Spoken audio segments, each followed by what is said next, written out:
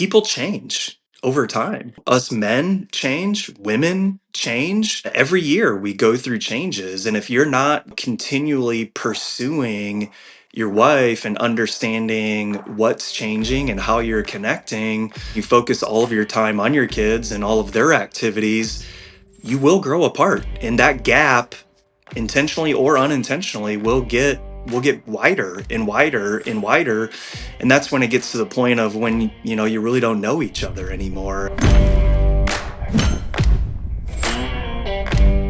Hey, what's going on? This is Brett Snodgrass with another episode of the Iron Deep podcast. And I got a good friend of mine on the podcast today with me, Mr. Chris Chandler. What's going on, Chris?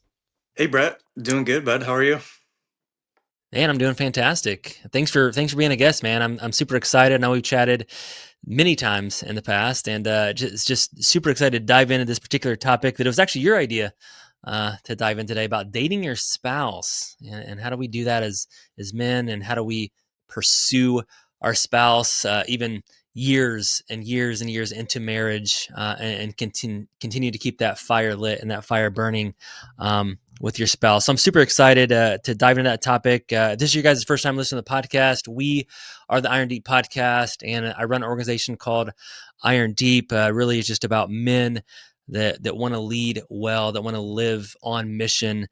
We dig deep into our faith. We dig deep into how to lead our families well, and in our leadership and business as well. And these are the topics that we dive into today. And we've talked about this idea of marriage, more specifically dating your spouse. And Chris, again, thank you for being on the podcast with me today. I want to just pin this question: like, when did this kind of come about for you? I know before the show you were talking about you have been doing this for years, right? And this idea, but can you talk about this whole idea of dating your spouse and through your 17 years of marriage? Dive into that.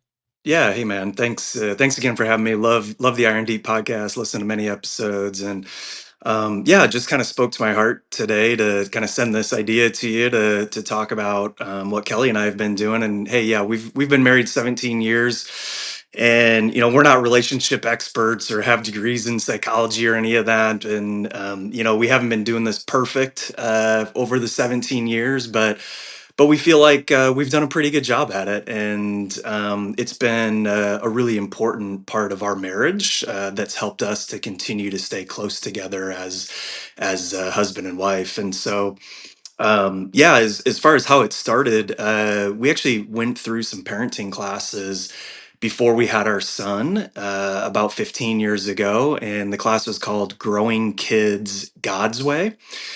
And one of the premises in that was that when you get married as husband and wife, you are a family. You have started your family even before you have kids. And that actually was a pretty interesting concept to us that we didn't really think about before we were pregnant with our first. But it made a lot of sense to us, and it really stuck home to us that husband and wife have to be number one to each other, and the importance of that husband wife relationship and keeping that at the forefront was super important as we were getting ready to welcome our first child into the world, and how we were going to parent and can continue to so-called date your spouse even as you have kids, which we know adds infinitely many complex time frame and situations with having kids. And so we really felt that importance, and we had been friends a long time and had dated quite a while before we got married, and so we really believed in that. And then funny enough, we go to our first appointment with Graham after he was born, and our pediatrician actually talked to us about some of the exact same principles that we had heard about in our parenting class, which was, are you guys going on dates even, as he's 1 week old, 2 weeks old, 3 weeks old, and the importance of us to remain connected. So it's been yeah, kind of a long time in the making, and we kind of just, maybe not even knowing the importance of it, took that advice from the beginning, and have kind of formed a habit of it. And here we are, 17 years later, still doing it. which has been awesome. Yeah, I know. I love that. I love that. You sent me over some notes before the podcast, and I love this because it's one thing to say, yes, okay, I'm going to date my spouse. We're going to put something on the calendar once a week, every 2 weeks, whatever that looks like. But you've gone further than that, and you put some ground rules around your particular dates, possibly, and maybe things to talk about, things maybe what not to talk about. But can you define this dating your spouse a little bit? Because is it just marking something on a calendar? It's like, hey, I'm going to take you to a movie tonight, or do you have a little bit of a deeper definition than that? Yeah, we kind of found and prescribed to this, and again, we're not perfect at this by any stretch of the means, we felt like it's a good kind of guideline. And it may seem like a lot to some people that aren't, maybe they're even, remotely close to this yet, but for us, it's the 777 rule, and that is a date night every 7 days, a short overnight or even a staycation every 7 weeks, and then like a longer getaway every 7 months. And a longer getaway for us is usually 4 or 5 or even a week nights away from the kids. And again, that seems like a lot, maybe for some people, and I would say, we don't always get a date night every 7 days, but we do are pretty good at least every other week.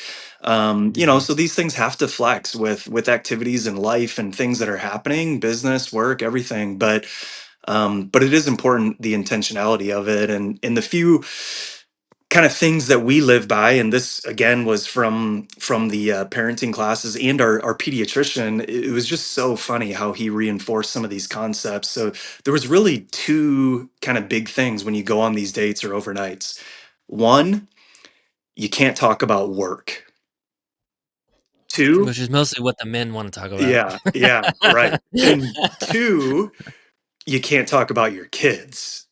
Mm, And when you think about like this season of life that probably most of us are in, it's like we're deep into our careers. We've got kids at whatever ages, they're playing basketball, they're, doing all of these different things that it's like, man, probably 95% of your daily life is work and your kids, your family, yeah, right? right, And so those two rules, though, so when you go on a date, to not be able to talk about those two things, it seems really kind of hard at first, right? You're like, okay, well, what are we supposed to talk about? right. But that's exactly the point, Brett, is that Mm, you're supposed to talk to your spouse. You're supposed to mm, date your spouse. And if you go back and think about what did you talk about when you were dating your spouse, when you were truly pursuing her, and you asked questions, you dreamed together, had talks about the next date that you want to go on, or the next trip that you wanted to take, or you talked about friendships that you had, or your faith, or there are a lot of other things, if you start to think about it, that you can talk about on those dates. And for us, for Kelly and I, not focusing on work and the kids allows us to connect as friends, which is what we were before we even started kind of, dating and marriage and kids and all of this. And that's really the epicenter and the importance of the date. It's not to the date isn't to go out and plan your next week of activities, and I'm going on this business trip or whatever. It's to mhm, connect with the other person. mm. No, that's just so interesting, and I love that because it was funny. This was in the back of my mind because I think you sent me this last week, and I was kind of thinking about this. And Karen and I went on a date this past weekend, and this starts to enter your mind when you start a conversation about something and then talk about no kids and no work. really was kind of in the top of my mind. I'm like, and it's hard because if you're so used to that, that's like your go-to. Like you want to talk about your child did this, or they have a dance recital, or she'll ask me like, what's going on at work, right? That's our typical thing because and it just becomes challenging. Like, did you guys was this is this difficult for you? Like, do you have to practice this? Do you have a guide? Because sometimes if we're out of practice, we're like, I don't know what to ask them or talk about. Do you guys have anything like that that helps you W- connect? Yeah, we don't really. But the one thing that we do have is that mutual understanding of the rules, so to Yeah, speak. gotcha. Cool.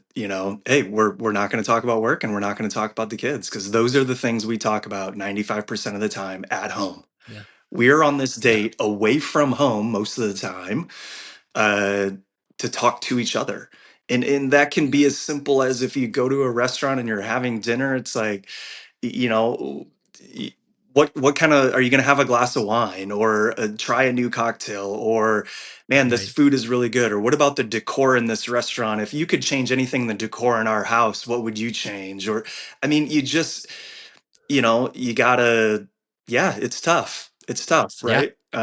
But yeah, but but it's it's good. that's the importance of it, and that's the whole point again is to for it to be different than your daily life at home.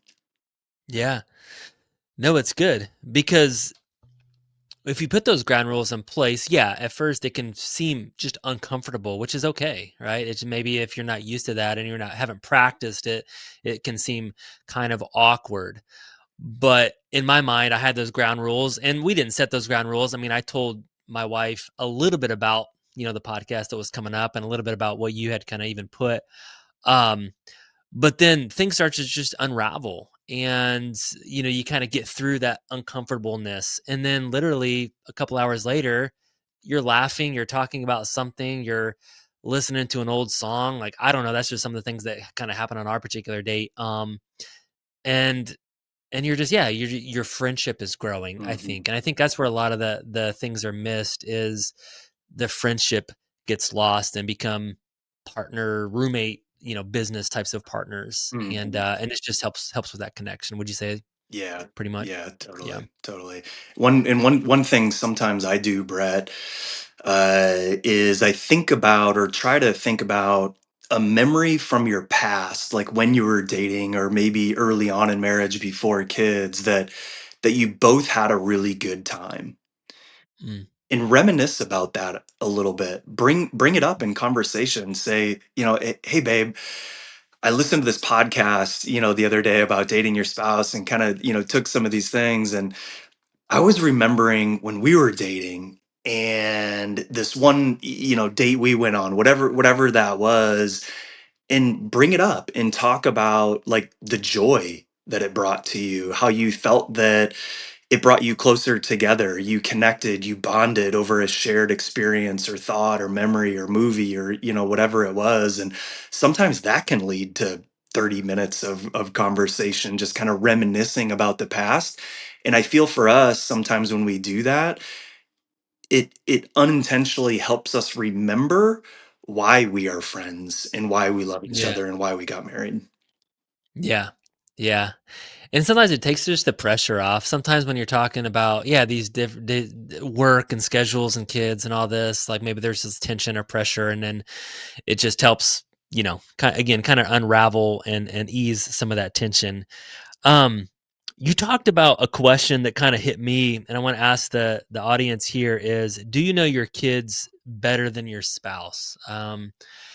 Can you kind of talk about that a little bit? Because I think that's just something I've been reflecting on. I've been thinking about is, do I know my kids, or do I pursue my kids more than I pursue my spouse? And if that's true, then why do I do that? Can you talk to us about just your reflection on that particular question? Yeah, totally, man. And trust me, when I first heard that too, it hit me in the same way, right? It was also a reminder of the importance of why we are, continuing to date each other. And it's funny. We went through some church messages recently on some of these types of topics and marriage and the importance and all of that. And obviously we know, right? God created man and woman to be companions. He created women. I will make a helper for you who is right for him, right? And Mhm. that companionship that God initially created for us was meant to be a friendship. He wanted man and woman to be friends and to be focused on Mhm. nurturing our humanly relationships just like we do with him. And I think it goes back to this premise of, and I think for some people, and we've had conversations with some people, that this is hard to grasp a little bit, is that Kelly and I are number one to each other. And it's not like it's a ranking system of so to speak, but we have to be number one as husband and wife before our kids in our lives. And if we are not, um that's when you start to focus more in your time and efforts on your kids, and that's when you grow apart from each other. Let's face it, Brett, we've been Mhm. married 17 years. I know you've um been there too. And it's like, we people change over time. Us Mhm. men Yeah. change, women change. Every year we go through changes, and if you're not continually pursuing your wife and understanding what's changing and how you're connecting, and you focus all of your time on your kids and all of their activities, you will grow apart, and that gap, Mhm. intentionally or unintentionally, will get wider and wider and wider. And that's when it gets to the point of when you really don't know each other anymore. And Mhm. I think that's where Kelly and I just talk about so much, continuing to know each other and grow as friends together and be best friends together through marriage, through kids, because someday our kids will leave the house, and that day for us is 6 7 years down the road, and we're starting to already see that and think about that.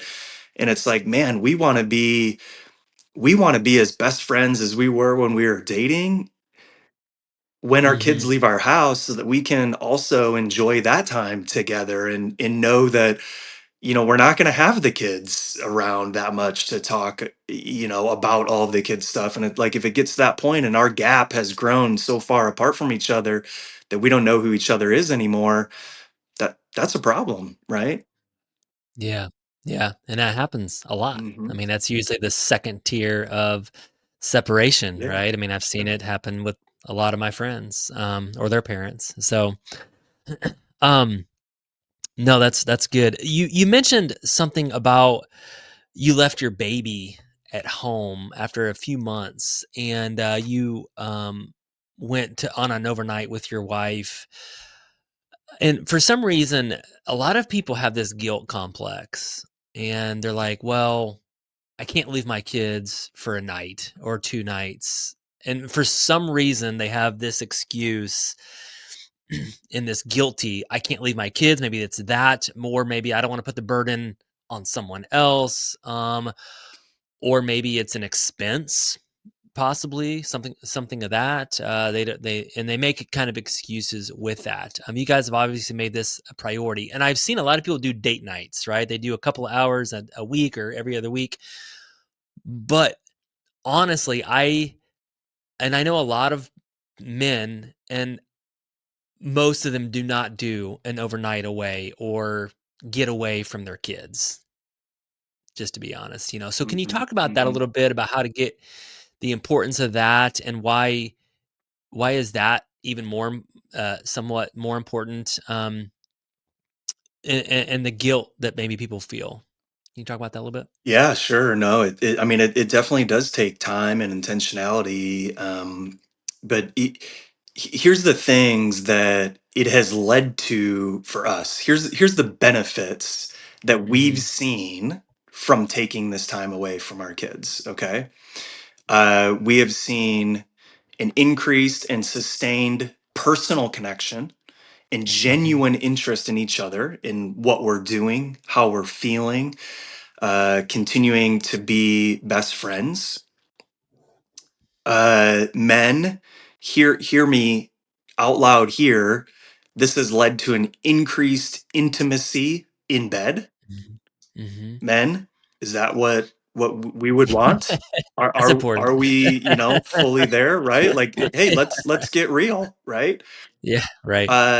This has Which also is just another it's just a heightened, deeper form of connection, right? absolutely, It's, absolutely, yeah. the one thing you get to connect with that you can't anywhere else. It's Hmm. amazing. Yep. So God Uh, created. yeah, yeah. It's led to setting a good example for our kids on how to be good parents, and not only setting the example, Brett, but talking to them about why we go on dates, why we leave them, Right. why it's important that we are connected to each other as husband and wife, why, and we do talk about how God created man and wife to, and all of that, and we use the faith foundations in the Bible to talk to our kids in that manner about the importance of us spending time together. And Mhm. here's the other thing too, Brett, is that it's a really good opportunity when we leave for other family members or grandparents or whoever it is to get one-on-one time with our kids. Our parents, the kids' grandparents, they love that time with their kids because they get to be grandparents however they want to be grandparents. Right. And True. one thing that we learned early on in this is, like, everybody's, well, this kid only eats this and has to go to bed at this time, and, well, and Yeah. you set all these Rules. rules, right, for when your Here's parents come over. the syllabus. Here's the, Yeah, yeah, yeah. We the tried two-page agenda. to, like, minimize that as much as possible so that it takes the kind of the pressure or stress off of whoever's watching the kids. It's like, hey, we most most of the time, whoever's watching our kids have raised kids themselves, right? Like, so Right. they've been through Yeah. it. And whatever they do for 2 nights, 3 nights, 4 nights, if it's a week, whatever they do with your kids, they will get them to school, they will get them to their practices. They might eat different stuff than what you might have fed them. They might go to bed at a different time than you might have put them to bed. But at the end of For the sure. day, for 3 nights, Brett, like, in the big picture of 18 years under your house, what does 3 nights of a different routine really matter? And so we try to Right. let our parents, when they come and watch the kids, like, we give them the autonomy to, hey guys, you raised us, clearly we're here. You'll be fine. You give some general guidelines and let it go. But I guess, back to the question of, like, do you have the time to do this, or what other excuses do you make? I would ask, do you want those benefits? Do you want increased friendship Right. with your partner? Do you want increased intimacy in bed? Do you want to show your kids how to be a better example of being, a parent? And do you want to create opportunities for your parents or other family members to really connect with your kids? And I'd say, well, Mhm. if you don't want those things, then you won't make the time for dating your Mhm. spouse. But if any of those things are important, or you feel like, man, there's an opportunity to grow here, then you make that time. Yeah. No, I love that. That's really, really good. And you're exactly right. Karen and I, my wife, we just did an overnight a couple weeks ago. And it was interesting. She just got back from she went with a friend to Florida. They were gone for a few days. And then I was watching the kids for those few days. And she got home and then we hung out with as a family for a while. But then my parents came in and we literally went off and did one night away. And it wasn't, I don't even think it was 24 hours. But I was kind of like tensed up because I was taking care of the house and the kids and everything for a few days, and she was just completely relaxed because she just came off, a really relaxing time. And and again, it took a couple hours, a few hours of just unwinding, and we ended up going to his bed and breakfast. It was like in the middle of winter. We were the only ones there. We didn't do hardly anything. We just hung out. We turned the fire on. We had a drink, and we had a nice dinner, and we just talked. And but the increased yeah, just friendship and the intimacy. And after that, I was coming home the next day, like literally less than 24 hours, and I was all bound up. We just had just such a deeper connection, and we couldn't have done that if it was just a couple of hours on a date. And I just think it's so important. So after that time, I said, and we don't have like this specific rhythm, but I said we have to do this. Like, what does it look like for us to have consistency with this? And we kind of came up with a rhythm of like, hey, we typically do a date night a week, but then one of those date nights we just turn it into an overnight, and we come home the next day. So that's just an example, but it takes intentionality, and it takes just a rhythm. Like, do you guys have a certain rhythm, or is it more when do you want to do the next thing, or what's that rhythm kind of look like for you guys? I know you do the 777. Yeah, but is it more like special, like anniversaries? Obviously, could be a time, or is it birthdays? Because you got special times fit in there as well. Do you guys include those for your times away, or is that separate altogether? Yeah, sometimes we do, but I think like with the season of life that we're in, and this is, it changes over the years, right? I think when the kids were younger and not really into, all the sports and school and all that stuff yet, our time, so to speak, to do that or flexibility was much greater than what it Hmm. is now, and so we could be a little bit more, hey, we're going to do it on these nights or whatever, but now, our kids are both in, middle school, and they've got band concerts and soccer and golf and robotics and all the different things that our kids are into. So ours tends to be like more flexible now.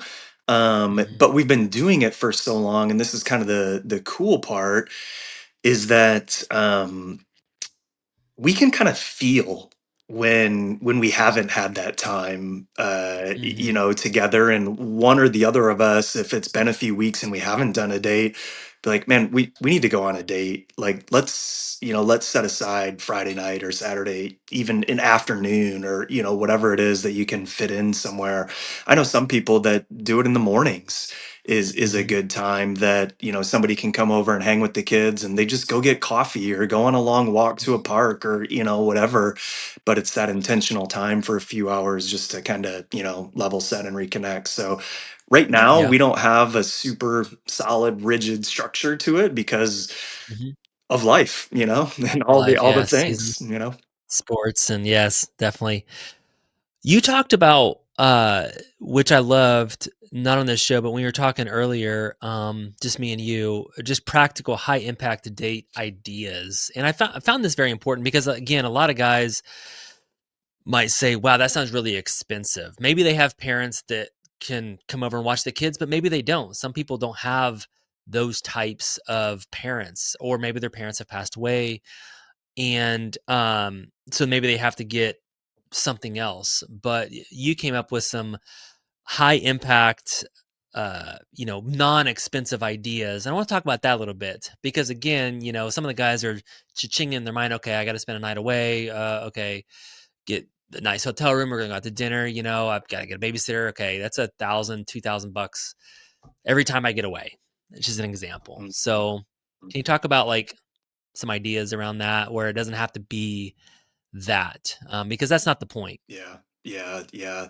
I mean, Brett, it's kind of amazing these days. We have these things in our pockets called the internet, on all of our phones. And if you've got Google or Chat GTP, guys, a really good way to come up with a date idea too is to type into Chat GTP, me and my wife like XYZ, whatever that is, hiking, biking, food, wine, you name it, going to movies, whatever it is.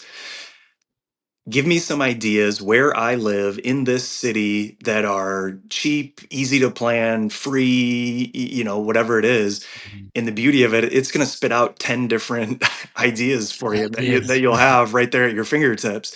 But I mean, we've done everything, Brett, from, yeah, they're not always expensive. And we don't always go spend $100 on eating out these days is expensive, right? It is, yeah, mhm, But sometimes we just go on a bike ride. We mhm, go hiking down at, we're in Zionsville, down at Eagle Creek Park.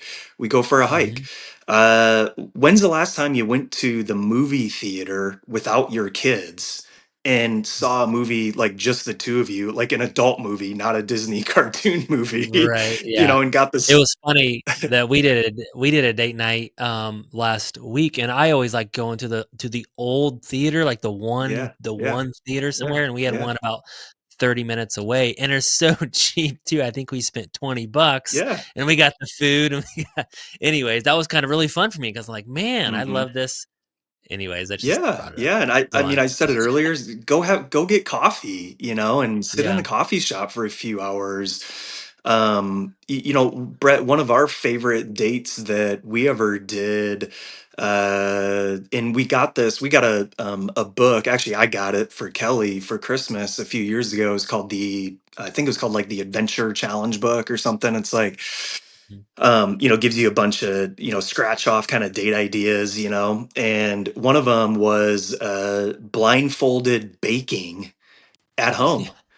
Right. And so you literally like had to, one of you was blindfolded and, there was some kind of rules around who could use their hands and who couldn't. And the one person had to help, and you just made chocolate chip cookies at home Yeah. in your kitchen, but you were blind, and it brought a level of super like laughter, right? Like, cause you Yeah. can't see anything, you're making a mess, you don't know, you're asking how to measure a cup of flour and all, Right. it also brought a level of intimacy because you had to like hold each other and help each other and be close to one another. I think, Brett, if I'm being real, we probably kissed Mhm. more on that date at home standing in our kitchen because we were close to each other and one of us was blindfolded. It just created Right. this sense of like intimacy that it was just very different from something else, Mhm. and I mean that takes a cup of sugar and flour and some chocolate chips and a couple eggs to, Right. Right. so it doesn't have to be crazy hard or expensive. There's a million ways to do it. Yeah. No, I love that. I love that. That's awesome. And I think just what you're doing is, yeah, just creating a connection, a marriage of laughter, joy.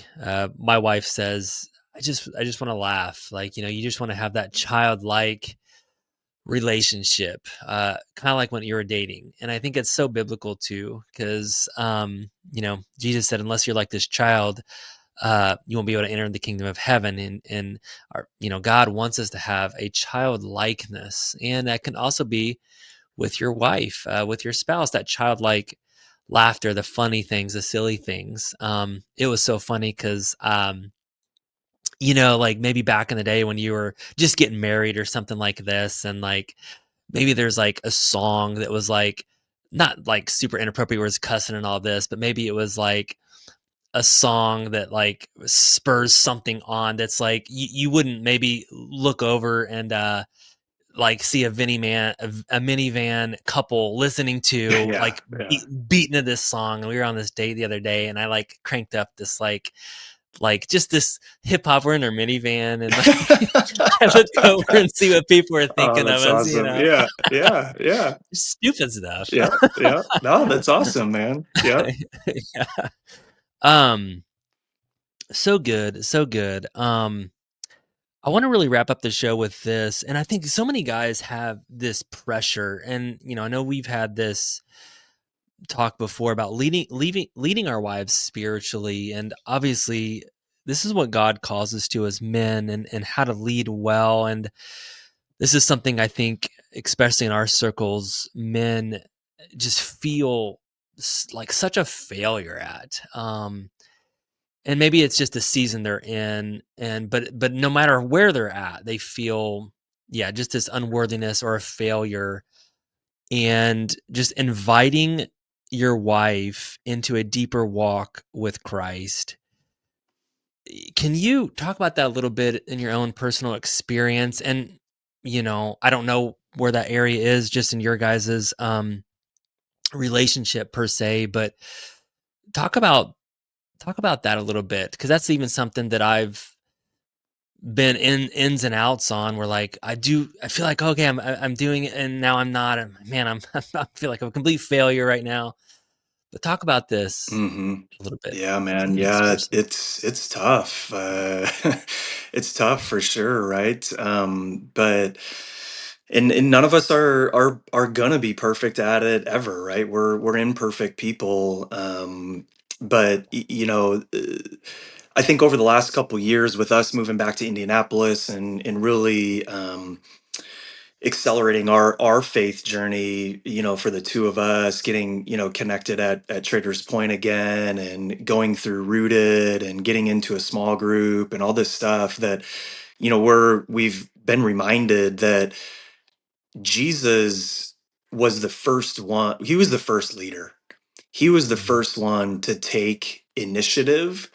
Um, and I think if we as men can, do anything to lead our households and our marriage with our wives and our kids, it's to be that spiritual leader.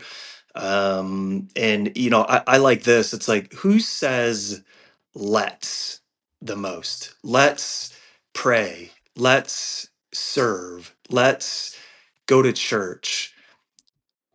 Who says that the most in your house? And is that you, if you're mhm, the man husband out there, and how are you inviting your wife and your kids and your family into that spiritual walk that we all know is really important.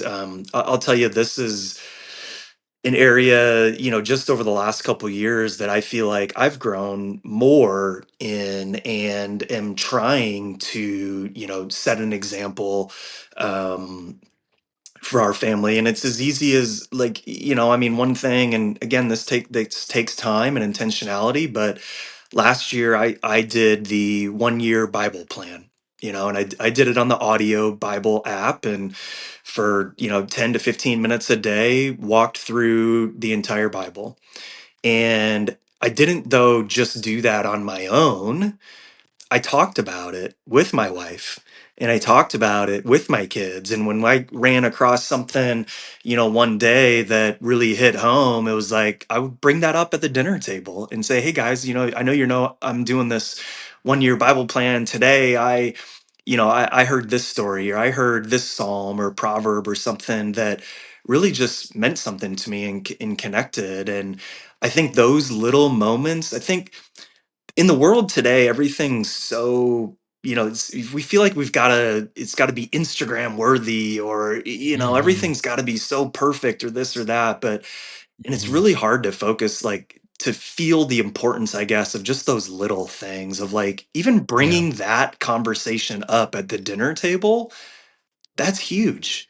That's yeah, injecting daily spiritual rhythms into your family and inviting your wife and your kids into those conversations to bring us all closer to our Heavenly Father, which is what we all desire, and what you talked about earlier, what we should find joy in. mhm, And we actually talk a lot about faith stuff when we go on our dates too. It'll come up here or there in different conversations. And so yeah, that's just the way that I yeah, try as the leader of our house to kind of bring those things, into and invite my wife and my kids into those conversations. yeah. No, it's good. That's good. I think it just also goes back. I wrote this down. Is it's just more caught than taught. I mean, you decided, hey, I want to grow in my faith. I want to do this plan. I want to dig in. I want to go deeper and build my relationship with the Lord. Hmm. And Yeah. when you do that, it just overflows and comes out, Yeah. Yeah. at certain times, right? So no, I love that. So I think that's just what I got is like, you as a man, men out there, yeah, just how are you pursuing the Lord right now? And so yeah, write that.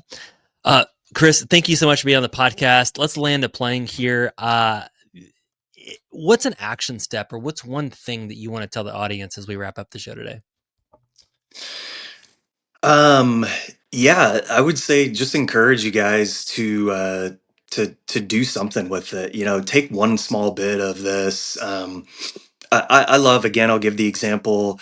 Try to remember a time when you were dating your spouse that brought joy to both of you, that you really remember, some moment that you had together, and just bring that up in conversation this week with your wife and say, "Hey babe, I was really reminiscent about this moment. I remember when we talked about this or had fun here or had this experience," and talk about how it made you feel and why you remembered it and how you want more of that in your life. Mm, And that right there is the invitation to say, honey, I see you. I want to be your best friend. I love you. And I want to have more moments like this so that we remain best friends forever. I love that. I love that. That's awesome. Well, hey guys, thank you so much for listening to this podcast. I hope you guys enjoyed it. Got just one actionable nugget here.